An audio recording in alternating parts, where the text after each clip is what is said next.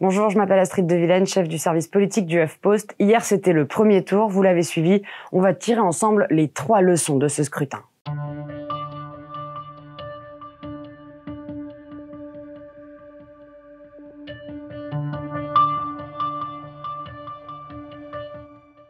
D'abord, la tripolarisation de la vie politique française. Elle a longtemps été dominée par 2 blocs, les Républicains d'un côté, le Parti socialiste de l'autre.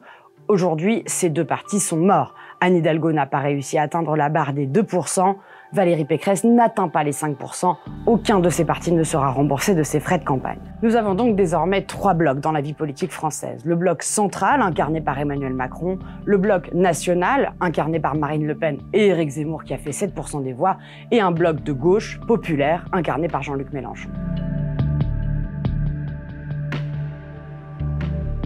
Pourquoi ces 3 personnalités sont-elles arrivées en tête du scrutin hier? D'abord, c'est la prime à l'ancienneté.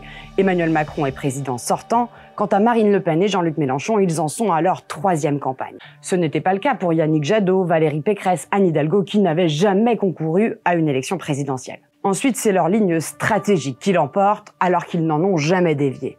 Emmanuel Macron a joué sur sa respectabilité en tant que chef de l'État en pleine guerre en Ukraine. Marine Le Pen a voulu jouer la carte de la proximité, du pouvoir d'achat, sans s'attarder sur les questions traditionnelles de l'extrême droite. Quant à Jean-Luc Mélenchon, il n'a jamais cédé aux sirènes de l'union de la gauche, même si cela lui aurait peut-être permis d'être plus haut. À l'inverse, Anne Hidalgo et Valérie Pécresse n'ont pas cessé d'être tiraillées dans cette campagne. Valérie Pécresse avait une image de centriste à la tête de la région Île-de-France. Elle a préféré chasser sur les terres d'Éric Zemmour en parlant de grand remplacement. Anne Hidalgo avait promis aux électeurs parisiens de ne pas se présenter à cette élection. Elle y est allée quand même et a ensuite changé d'avis sur sa participation ou non à la primaire de la gauche. Dernier enseignement de ce scrutin, quelles thématiques vont s'imposer dans les prochains jours? Clairement, la guerre en Ukraine est au centre des préoccupations des Français et c'est aussi l'une des raisons du score très haut d'Emmanuel Macron. Le pouvoir d'achat, les questions sociales sont incarnées par Marine Le Pen et par Jean-Luc Mélenchon qui se partagent les catégories populaires. Et enfin, la question des institutions et de la 6e République sont portées par Jean-Luc Mélenchon. Alors désormais, c'est la campagne du second tour qui s'ouvre. Il aura lieu dimanche 24 avril. Il faudra scruter 2 choses. La première, est-ce que le Front républicain va tenir?